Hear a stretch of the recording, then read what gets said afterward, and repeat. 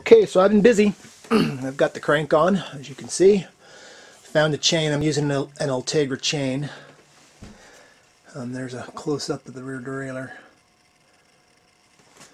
So I've gotten some parts on there. I got my caliper on there, which you saw before. And my handlebars came in. Now the handlebars are white. Yeah. Now in my defense, they match the hubs of the wheels. So you can kind of see here how the shift lever is going to fit. That's about as high as I can put it. I think I'm going to have to try them, and if I don't like them, well, I guess I'll be selling them or keeping them for another build on a different bike or whatever. Oh, and put on my bottle cages. Speaking of which, they're silver and black, and they came with the frame because I do like the way they look, so that's a cool thing. There's the old bottle cages on there. Okay, got the levers on, got the wires, got the cables run through. The cables are pretty nicely run through these little channels to keep them out of the way, which was kind of a pain. I actually had to loosen the levers up and to get the cables to go into the body.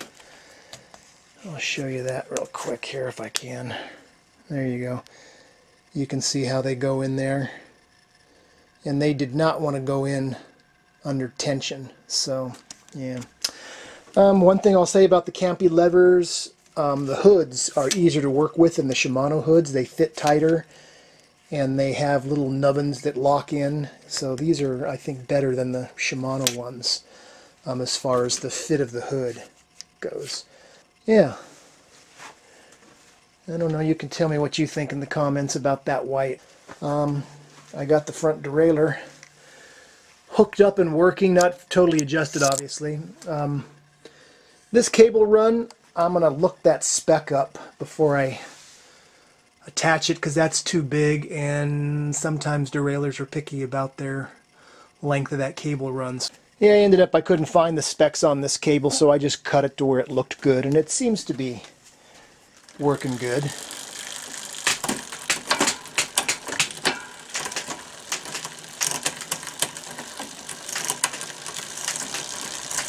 think I need to tighten my cable just a touch.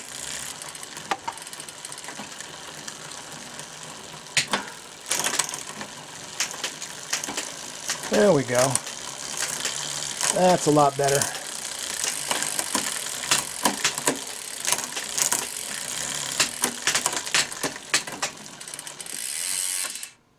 So anyway, that's working great.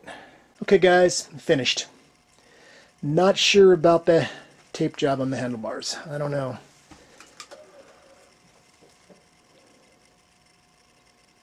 I guess that's a good sign. I don't hate it.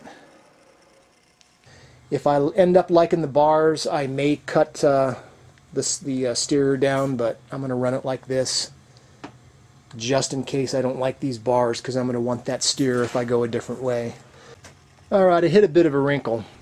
The SMP saddles, since they have this curve, you can kind of push back on them, so they tend to slide. So they need a seat post that has a long contact point, like this one. So I took the bike out for, just around the block, just to shake it down a little bit. And my saddle was already moving back. So I got to looking at the seat posts. And here's the Colnago seat post that came with it. And you can see that the contact points here and over here are super minimal. So there's no way that this is going to work. And I checked the SMP website, and sure enough, yeah, that doesn't fit what they consider to be adequate. So anyway, I got this SLK FSA version here, and what's cool about this seat post is it has two adjustments. This is your tilt, and then of course you got one on each side for the rails.